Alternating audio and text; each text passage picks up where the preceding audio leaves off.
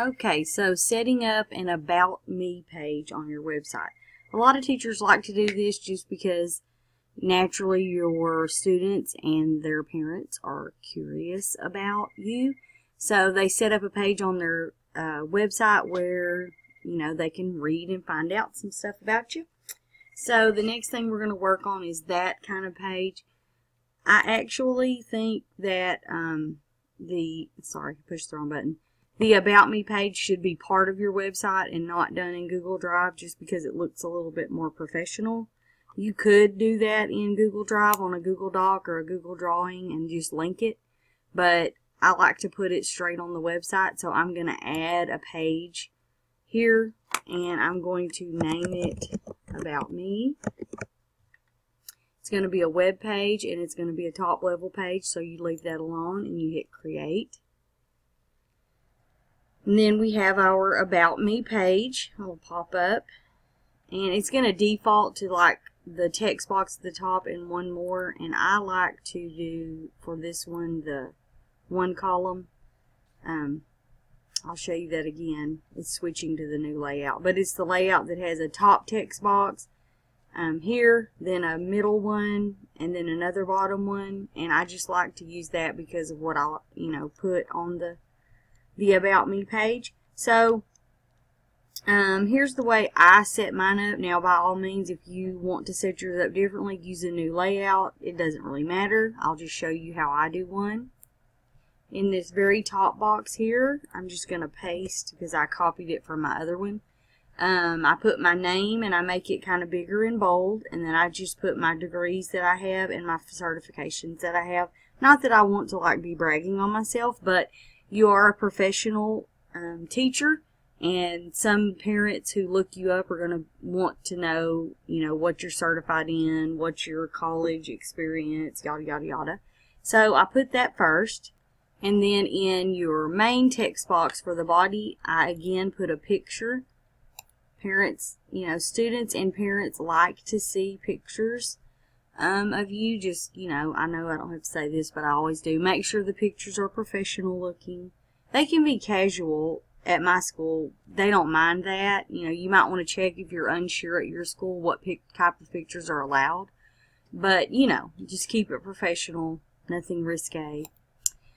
So I'm just going to go to my desktop, and I have another picture that's just me that I actually saved from Facebook, and I'll show you how to get those in just a second. But anyway, I saved this picture from Facebook, so I'm uploading it, and then I'm going to hit OK. And of course it's huge, so I'm going to shrink it down to small. And then another little button that we haven't used yet is this little wrap on button, which means you can have a picture and then type out to the side of it. So I'm going to select that now. And now when I click beside my picture, a little cursor pops up. I'm going to move down one because it starts writing way up here above the picture, and I don't really like that, so I just spaced down one. And in this box, again, I'm just going to paste. I just typed up a little paragraph about my career at Hudson, where I work now, because that's the first thing, after your certification and stuff. People usually want to know how long have you worked here, what have you taught, all that stuff. So I typed up a little paragraph about that. Now right here, I don't want you to get freaked out because some of you are going to notice that my next little text box is actually on top of the picture. And the way to fix that is to just go over here and just keep spacing down until you come underneath the picture. And that'll clear that up for you. And now you have this text box to type in. If you wanted to make that bigger, which I think it might look better. Whoop. I don't know how big I want to make it. There, that looks pretty good. You can mess with the format or whatever you want to do. And, oh, I need to take a space out there. There we go. Okay, so now that I've got it spaced right, I can start in this box. Now this box, I like to use to put some pictures in, because in my world I love pictures, and it's a good way to share information about yourself with people. Again, check for the requirements at your school, on what you can share, and always err on the side of caution. If you think there's any chance you shouldn't put it, don't put it. So anyway, I just went on to Facebook and I found some pictures that I liked and saved them to my desktop to add here. And, or whatever you want to do, you know, however you have your pictures. You can email them to yourself and save them on your computer, whatever. You know, just get some pictures of yourself that you think you might want to share. And then I'm going to go to Insert Image. And let's see, the first image I'm going to upload is a family picture. So I've already saved that on my desktop. And I'm going to click Open. And it's going to upload that.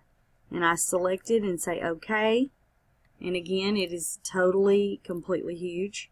So I'm going to shrink it down. That's a little too small. I'll go medium. And then I'm going to do my text wrap here. Click in here to type about this picture. Sorry, my computer cut out there if that messed up. So I'm going to type about the picture here.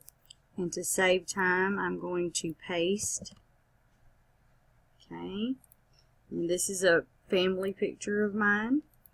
And let's say that you wanted to add another picture below that. It gets kind of confusing for people because you can't click out of this box very easily. So if you just go here to this and just space down again under that picture, get to where you want the next picture, and don't be freaked out because this is formatted like that. It'll sort out. Go find your next picture. Let's see. I have a picture of my niece and me, Maria. So I'm going to add her. And I'm going to hit OK. And again, let's try medium. Ooh, that can go small. And again, I want the text wrap.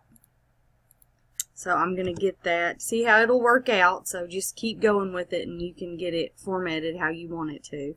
And again, I'm just going to paste to save time. And this is my niece. She has Potocki-Lupski syndrome. I always tell people this in my trainings and spread the word. And I put a link on there for more about that syndrome because it's kind of rare, not known. These kids are on the autistic spectrum. So I always try to inform as many educators as possible about that syndrome. So there's my soapbox for today. And if I wanted to keep adding, do you see how I'm just spacing, going down, and adding another picture? Okay, and what I did is I just kept adding some pictures and a little blurb about them to tell people more about myself, like I like to travel and that my husband and I bake cakes. So just, you know, some facts that your students and parents might find interesting about you without being too private. They're always good to share. And when I click Save, we can look at how that comes out, and it looks pretty good. For your About Me page.